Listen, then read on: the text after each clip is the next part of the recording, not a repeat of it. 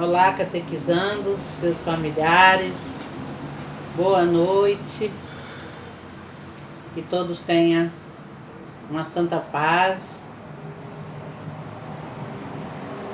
Espero que todos estejam bem, com saúde, e eu, graças a Deus, estou ótima.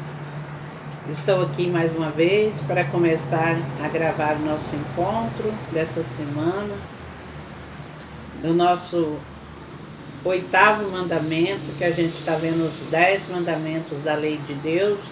Já estamos no 8º mandamento, segunda parte. E assim vamos indo, né? Em nome do Pai, do Filho e do Espírito Santo. Amém. Vinde, Espírito Santo, enchei os corações dos vossos fiéis e acendei neles o fogo do vosso amor. Enviai o vosso Espírito, e tudo será criado, e renovareis a face da terra. Oremos. Deus, que instruíste os corações dos vossos fiéis com a luz do Espírito Santo, fazei que apreciemos retamente todas as coisas, segundo o mesmo Espírito, e gozemos sempre da sua consolação. Por Cristo Senhor nosso. Amém. Creio em Deus Pai Todo-Poderoso, Criador do céu e da terra, e em Jesus Cristo, seu único Filho, nosso Senhor, que foi concebido pelo poder do Espírito Santo. Nasceu da Virgem Maria, padeceu sobre Pôncio Pilatos, foi crucificado, morto e sepultado. Desceu à mansão dos mortos, ressuscitou ao 3º dia, subiu aos céus, está sentado à direita de Deus Pai Todo-Poderoso, de onde há de vir a julgar os vivos e os mortos. Creio no Espírito Santo, na Santa Igreja Católica, na comunhão dos santos, na remissão dos pecados, na ressurreição da carne e na vida eterna. Amém. Iniciemos o nosso encontro em nome do Pai, do Filho e do Espírito Santo. Amém.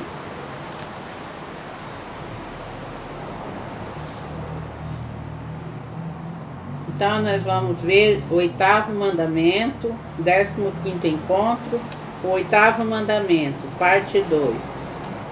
Não apresentará um falso testemunho contra seu próximo. O respeito à verdade. Em primeiro lugar, devemos sempre direcionar nossa vida na prática do amor fraterno. Amor fraterno é aquele amor que eu tenho sem interesse. É um amor sem interesse. O amor que eu tenho para minha família, pelos meus amigos, pelos meus irmãos, né? Um amor sem esperar nada em troca. Esse é o amor fraterno. Então devemos levar nossa vida sempre na direção desse amor. Esse amor requer que avaliemos se conveniente revelar a verdade a quem pede. Jesus nos pede para sempre falar a verdade, né? Mas muitas vezes é melhor que a verdade não seja dita para que alguém fique bem, né? Tem certas coisas que a gente sabe que é verdade, mas a gente não pode falar, porque às vezes vão prejudicar pessoas, vai acontecer coisas sérias e às vezes pode acontecer até morte por a gente falar demais, né? Então, em nome desse amor, a gente vai sempre falar a verdade quando ela for necessária, né? Não é que a gente está mentindo, mas a gente está omitindo não falar se for prejudicar o nosso irmão, né? E daí, se a gente souber de uma verdade que a gente vai falar e vai prejudicar alguém, a gente vira fofoqueiro, né? Isso vira uma fofoca. E isso vai embolando, virando uma bola de neve e vai acabar prejudicando a pessoa e a nós também que falamos. Então, a verdade deve sempre ser dita, mas em caso de necessidade. Se for para o bem, se for para o crescimento da pessoa, se for para a parte da pessoa servir a Deus, aí nós devemos falar a verdade. Mas se for para prejudicar, a gente pode omitir de falar. Não mentir, omitir. Muitas vezes, em nome da caridade e do respeito, a verdade é para preservar a segurança do outro e o bem comum, a respeito à vida privada. São razões para que não revelamos o que não deve ser conhecido. Ou talvez poderemos usar uma linguagem mais discreta para se evitar um escândalo. Ninguém é obrigado a revelar a verdade a quem não tem direito de conhecê-la. Então, se a gente tiver que falar a verdade, seja sempre falar a verdade, né? Mas se a gente tiver que revelar alguma coisa que a gente sabe, que seja para o bem, e nunca seja para maltratar alguém ou para prejudicar alguém.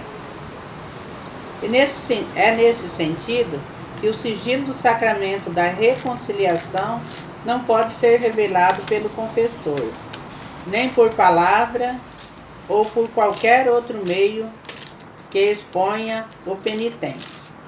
Então, quando alguém vai confessar para o padre, vai lá contar seu pecado, o padre não pode contar para ninguém, porque ninguém interessa a vida das outras pessoas, né? A gente não interessa, ninguém pode interessar pela vida do outro. E o padre tem esse dever de não revelar o que é dito a ele. Ele vai ouvir, ele vai dar o conselho, ele vai falar a opinião da igreja, né? A opinião dele, a opinião da igreja, mas ele não vai falar para mais ninguém por nada desse mundo, porque é um segredo, né? Já são um segredo de confissão. O segredo dos profissionais é segredo de Estado, e esse segredo de Estado deve ficar guardado quando confidências não são feitas sob sigilo. Então, outros assuntos, né, assim, tipo assunto de trabalho, assunto de escola, outros tipos de assunto, a gente pode falar se não foi contado para nós, nem pedido segredo ou pedir sigilo. Se alguém contou alguma coisa para nós e falou, olha, não conta para ninguém porque é segredo. Então a gente não pode contar o segredo dos outros. A gente deve, em nome da ética, em nome do bem, em nome da palavra de Deus, no nome da nossa amizade, nós devemos guardar o segredo quando alguém pede para nós que é sigiloso, que é segredo.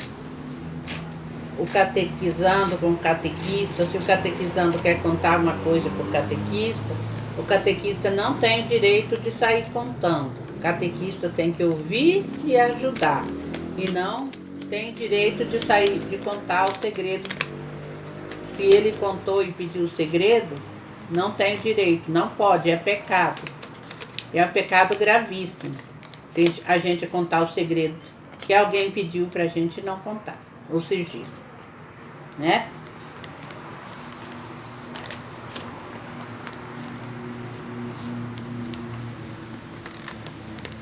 O segredo profissional pode ser revelado se for prejudicial a quem confidenciou ou a quem recebeu a informação, e ao terceiro, cujo o segredo esteja correndo em risco de morte, né, da pessoa, for uma coisa que pode acontecer risco de morte. Então aí a gente pode contar esse segredo, e deve, né, em nome de ajudar a pessoa.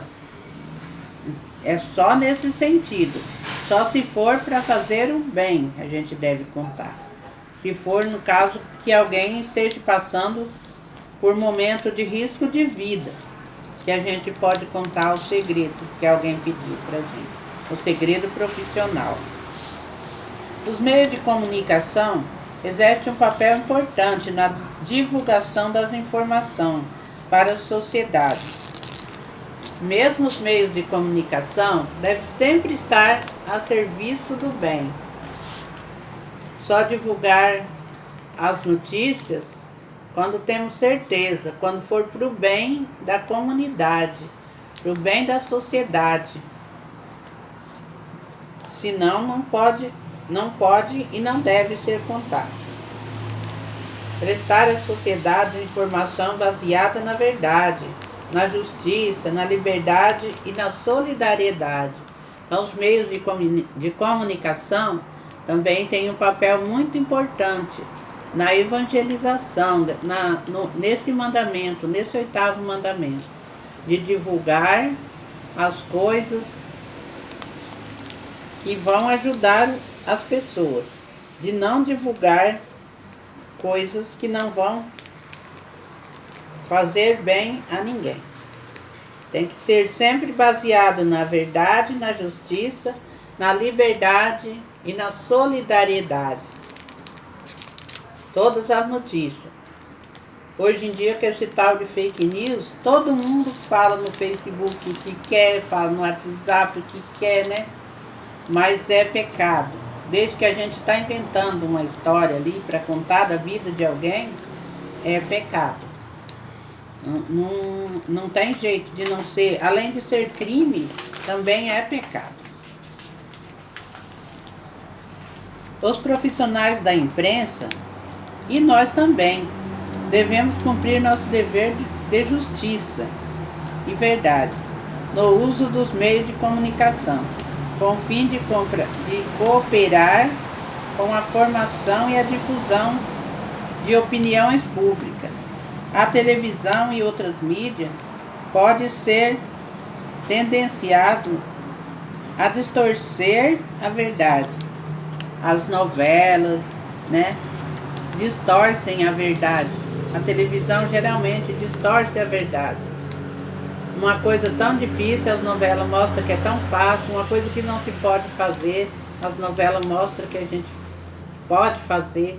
Uma coisa que é contra o mandamento, os mandamentos da lei de Deus, as novelas fazem, mostrando que a gente pode fazer, que a gente deve fazer. Então a televisão, ela distorce muitas coisas, as coisas boas. Mas eles devem, assim como nós também, eles devem estar pronto para falar a verdade. Não deve distorcer aquilo que Deus preparou, né? Distorcer os fatos sérios das coisas sem interesse. Dentro da família, muitas vezes, né, a televisão causa, como que eu digo, separação entre os pais, e briga entre os filhos, separações de pais e filhos, né? Causa tantas coisas erradas, porque a gente está perdendo os valores das coisas de Deus, da justiça, da verdade, da solidariedade. A verdade da televisão não é a verdade que Deus preparou para a gente, que Deus quer para nossas famílias. Seria muito bom se, em vez da gente ficar vendo a televisão em família, a gente rezar o terço em família, né? Fazer uma leitura da Bíblia. Muito mais aproveitado seria se a gente fizesse isso, né? Infelizmente, às vezes a gente não faz, mas seria muito mais bem aproveitado por nós em família se a gente estivesse em oração, em vez de televisão.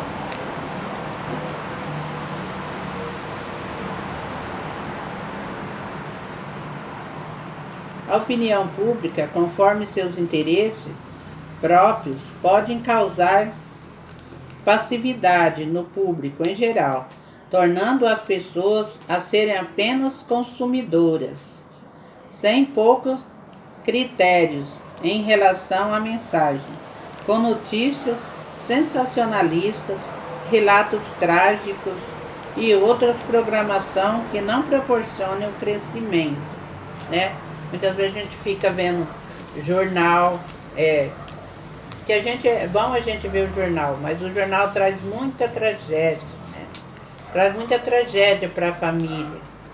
E a gente fica em família vendo crianças assistindo essas tragédias, ou fica vendo filmes violentos, filmes de violência, que traz consequência ruim para a cabeça das nossas crianças. Só que também tem os canais que mostram as coisas boas, que a gente pode ver a celebração da missa, muitos programas católicos na TV, que a gente pode trocar nosso interesse de assistir televisão, mas assistindo uma coisa que nos leva ao nosso crescimento e ao nosso desempenho na vida, a nossa proximidade com Deus, né? É muito mais fácil do que a gente ficar vendo esses filmes de terror, esses filmes que não causam nada de bom na cabeça da gente, que só deixa a gente mais confuso, deixa a gente com medo. Então, isso não tem nada de bom para a nossa vida. Mais uma vez, aqui destacamos os deveres e autoridades civis em defender e proteger nas formas das leis a verdadeira e justiça e liberdade da informação. Deve zelar para com os meios de comunicação não cause prejuízos aos costumes públicos e ao progresso da sociedade, inclusive de não manipular a opinião pública pelos meios de comunicação. E muitas vezes eles manipulam as pessoas a fazerem as coisas erradas, né? Eles impõem às pessoas algum tipo de programação que não leva a gente ao bem, que não leva a gente ao crescimento.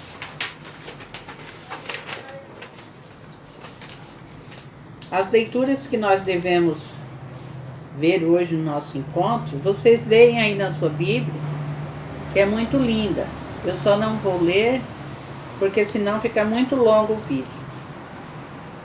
É o livro da sabedoria, capítulo 7, versículo do 15 ao 21. E depois também sabedoria, capítulo 13, o versículo do 1 ao 5. A prática do bem é acompanhada de prazer espiritual gratuito e da beleza moral. Da mesma forma, a verdade implica a alegria e o esplendor da beleza espiritual. A verdade é bela em si mesma. Então, quando a gente fala a verdade, quando a gente tá sempre vivendo em comunhão com Deus e com os nossos irmãos, em união, né? Então, essa verdade, ela se torna bonita para nós. Essa união se torna linda e se torna alegre, feliz. Essa união nossa com Deus e com o nosso irmão, né? Essa verdade nossa, esse amor fraterno entre Deus e a nossa família e os nossos amigos, nossos professores, né? Nossa comunidade. Então, esse amor fraterno, essa verdade que é Jesus, nos faz viver bem, sentir alegre, sentir feliz. Até o momento, vimos que o testemunho da verdade que se faz por palavras, gestos e ações cumprimentais. Mas a verdade pode ter outras formas de expressão humana, para mostrar que é indizível, mostrar aquilo que vem do interior da alma do mistério de Deus, antes de se apresentar por palavra. Deus se fez conhecer através da natureza.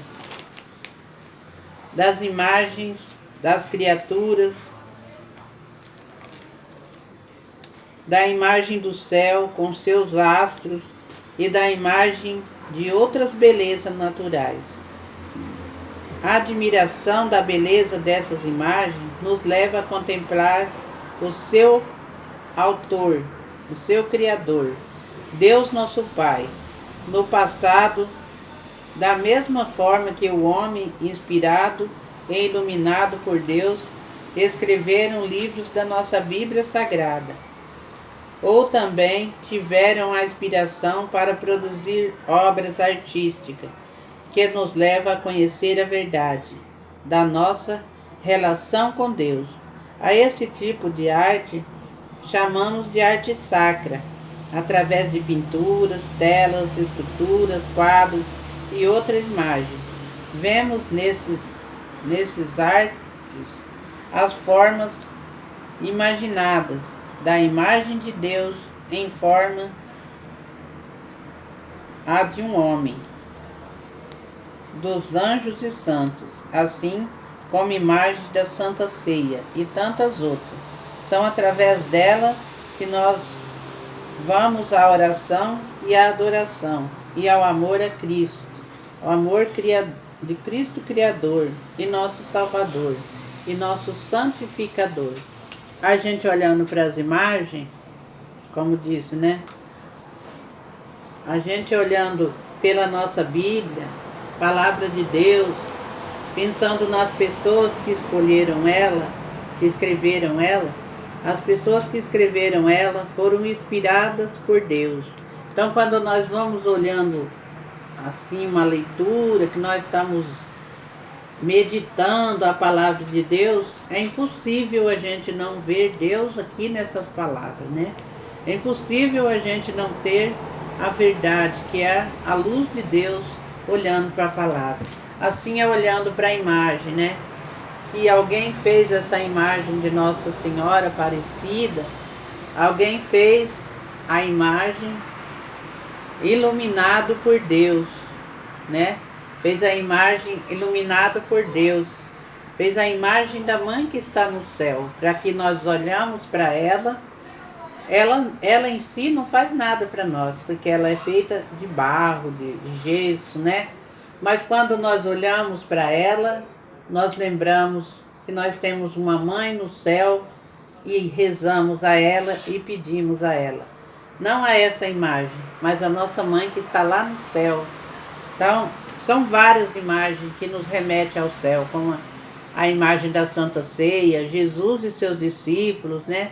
Reunidos seus discípulos na última ceia, onde Judas traiu Jesus naquela refeição. Então não tem como a gente ficar olhando para a imagem e não ver a presença de Deus e não ver as mãos de Deus na imagem que alguém fez inspirado por Deus. Olhando a imagem do rio, a imagem das matas, das plantas, dos alimentos, dos animais, é possível a gente rezar e contemplar a presença de Deus na natureza. Por isso, nós vamos ver no nosso livro Enquete várias imagens que tem nele. E junto com essas imagens, vamos meditar e vamos rezar. Vocês anotam aí as páginas que eu vou falar, onde você vai ver a imagem e você vai ver que é impossível olhar para essa imagem e não sentir a presença de Deus e não ver a presença de Deus. É na página 24, 38, 56, 62, 63, 74, 98, 125, 130, 158, 159, 168, 174, 198, 216, 256, 258, 264, e 280. Vocês vão olhar nessas páginas e vão ver ali imagens onde a gente contempla Deus, onde é impossível a gente olhar para aquela imagem e não perceber a criação de Deus, quanto bem Deus nos faz com sua beleza, com sua mão que criou a natureza, né? Que nos criou e junto a nós criou todas as coisas. Criou nós, seres humanos, a sua imagem e semelhança. Por isso devemos dobrar nosso joelho e adorá-lo e bendizê-lo por tudo que ele faz por nós. Então por hoje é só. Na próxima semana a gente vai fazer outro encontro, daí a gente vai passando. Vou passar esse, daí para a semana que vem a gente passa o próximo, tá bom? Então desejo que você e sua família tenham uma semana cheia de paz, com muita saúde, com muita alegria, e que Deus esteja aí na sua casa, abençoando toda a sua família, abençoando você, catequizando, você pai, você mãe, você irmão, você, toda a sua família. Que o Senhor Jesus esteja abençoando e levando a paz aí na sua casa. Em nome do Pai, do Filho e do Espírito Santo. Amém.